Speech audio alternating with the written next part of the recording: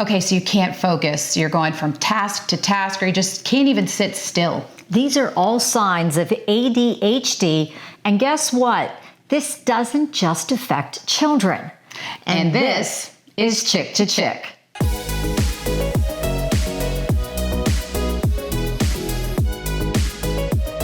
Okay, so we are talking about something that a lot of people are talking about right now, in my circle at least. You and I've talked about it. It's ADHD. And I don't know about you, but back in the day, years and years ago, this was like only talked about rambunctious boys, right? Yeah, it's a big myth. People think, oh yeah, this only affects young boys and it doesn't affect girls, and it certainly doesn't affect adults. No, that couldn't be. But in fact, it actually does. And we're going to cut to the chase today because I have one of my favorite people on the planet next to my chick here. One of my favorite people is my best friend, Jen. We talk about things all of the time, and we've really talked a lot about ADHD. So joining the podcast today is Jen Gray. Hey, girl. Hey, girls. Hi, Jen. So glad you're here. So you and Carrie have a conversation, and how did this whole thing come up? Well, it's been an ongoing conversation for years because I first realized ADHD was in our family with my son. When we lived abroad, he was diagnosed as ADHD, and I thought it was just a really hard curriculum for him, but it turns out he really did have a lot of the symptoms that I really kind of refused to acknowledge as ADHD. Yeah, I remember when you were there, they were abroad, they were in Hong Kong. And I remember you're frustrated because you were like, there's just no way, because he wasn't leaping around and running around that we associate with ADHD. So what symptoms did he have? He had a lot of digestion issues. He had anxiety. He had a lot of reading issues, and really sports was the thing that kept him going and kept all of that in balance. And he's just such a sweet, good kid that I never imagined that this would be him.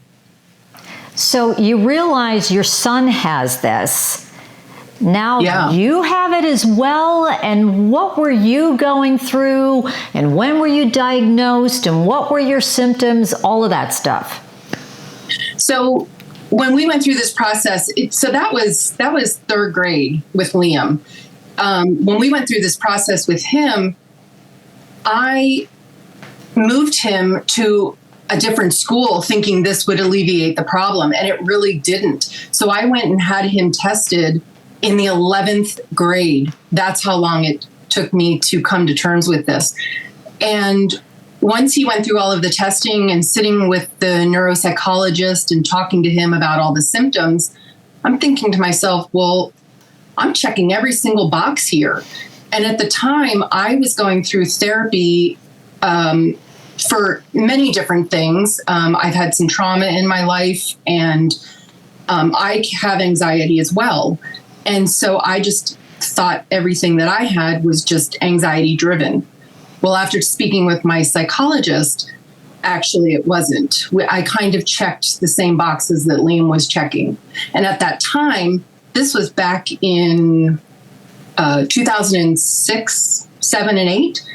And that was when I was actually getting right at the beginning of perimenopause as well. Gosh, and that's a whole other... That's a double whammy, man. Right. And when we talked about this stuff together, we talked about the fact that it is like hidden, and you've talked about this too, Jen. Like, I don't know if I had this before. Like, there were some issues when I was in school growing up, but talk about, go back to when you think you might have had it when you were younger, because we as females do a lot of workarounds. Oh, absolutely. Well, I mean, Carrie, you knew me in school. I got along with everybody. I got along with teachers. She was Miss CHS. Okay. Yeah. I was considered a really good kid. Yeah. Not necessarily a good student, because I definitely was not a good student. But I did have all the workarounds. I figured out how to make my teacher look around my bad grade or the fact that I didn't turn in my homework. I was so disorganized. And I talk to Carrie about it now, that I feel like I always had filing drawers open and folders were everywhere. And I never understood how to organize any of it because I'm always 100% or I'm kind of stagnant. It's very hard for me to do things halfway. I either do them really well or I just don't really do them. So you're kind of all over the map. Yeah. When you say that you've got all of these different files and they're open and you're all over the place. And so how old were you when you were finally diagnosed? You said you were perimenopausal. How old were you? I was 46. You were 46 and you were diagnosed for the very first time at the age of 46 with ADHD. Yeah, I had a teacher in college tell me that she thought that I had dyslexia. And for the longest time, that's kind of what I've said that I have had because I never knew the material when it was on a test in front of me. But boy, she knew I knew that material.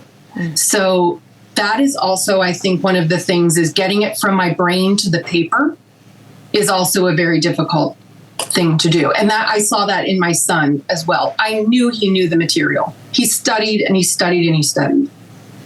So going back to Liam quickly, one of the things I want to just touch upon is how do you advocate for your child if they're not presenting the way they normally would, like the boys being rambunctious and all of those things, and it's some of the other symptoms like Liam had. How do you first advocate for your child in school? What did you do? So his freshman year in high school, he went from this is my ADHD brain. He went from a public school to a private school, back into the private Catholic system. And he did horrible his first semester. And I know that he wouldn't hesitate to say he did horrible the first semester. And he played football as well. And I told his coach, there's no way that I can have him do this because studies are way more important in life. And so there was a program called Guided Studies. And I didn't even have to advocate for him because the school had an advocate program set in place. And Liam, once he joined that, he just sailed. He did so well. And by the guidance of his Guided Studies teacher and the one-on-one connection, they finally realized, let's go ahead and get him tested because in private school, you don't have that 501c. So we had to go and do that and do a private testing. And that's when we found out. So now we're having an ADHD moment here because I went from you, she went to Liam, and now I'm going to come back to you. Welcome to the podcast. Welcome to us. We're a little ADHD over here as well. I want to get back to you at that moment then when you were diagnosed and you said you were 46 years old. Did you just have like this whole sense of relief, like you go, oh, this makes sense now. Oh, now I get it. Like what went off in your head when they said, yeah, this is what you have and this is why? What were you thinking and how were you feeling? Well, it's hard to explain because I didn't. It was at a point in my life where I had already surpassed all of the anxiety of school and those kind of things. I was raising children. I knew I was doing a good job. So where did ADHD actually live in my life as an adult now? Really, it's around my house. I walk past the stacks of little piles that I have that drive my type A personality husband crazy. Little things like that, like completing tasks and doing things like that. I don't know that I had a sense of relief because the other thing is we're not really sure where it came from. I don't know if it was childhood. I don't know if it was trauma and cortisol level driven. I don't know if it was menopause, but I've had 2 of my therapists now tell me that I check every single box that has to do with ADHD. So what are your workarounds now? How do you manage all of that now that you know what's going on? I'm a very big list person, and change is hard for me. So like if I have something on my calendar, it gives me anxiety when things get changed, unless I change it. And I think my personality helps because I am kind of a workaround. Like I'm kind of a free spirit and can go with the flow, but nobody sees what's going on in here. So that just raises my cortisol levels even more. So it looks like I'm working around, but I'm harboring a lot, and then I'll just go for a walk. So I know plenty of children who have ADHD and have been on medication for 5 years, 10 years, years and years and years. Is your son on medication? And more importantly, are you taking any type of medication, or are you just trying to manage this on your own through behavior modification?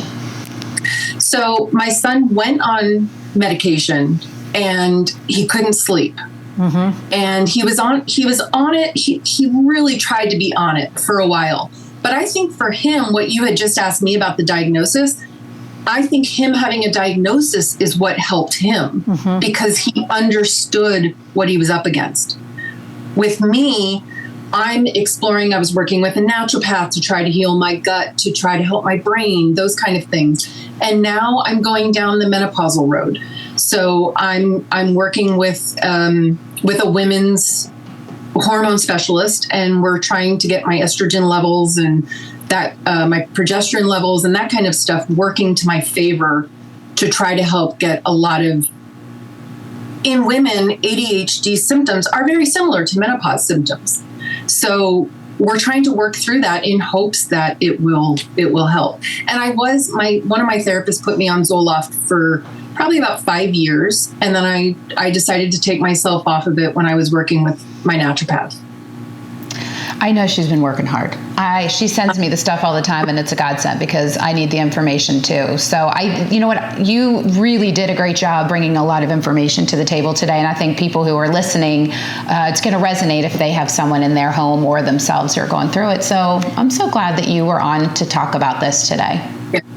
My biggest thing is I would just say, ask for help, because keeping it inside does nobody any good. It only harms yourself. So ask for help. And I think that's a great way to end this podcast, and really, really great advice. And thanks for being open and honest and transparent with us, Jen. Thank you so much. Thanks, Jen. Thank you. Yeah, I'm telling you. It's man. tough. And we talk about it a lot. I mean, even last night she was sending me some information that's like these overlaps of ADHD, menopause, all that kind of stuff. She's right. Go to a provider who can help you. Keep going until you get the answers. But at 46, you could still be facing a diagnosis that you had no idea that you had. Yeah, and again, it is a big myth that this only affects adolescent young boys. It can affect anybody. And here you are, you're dealing with an adult woman. Yep. Diagnosed at the age of 46. Speak up and get help if you need it. Yes, and we appreciate you being with us today. Do us a favor, like and subscribe at our YouTube page. And until we are back to chirp about another topic.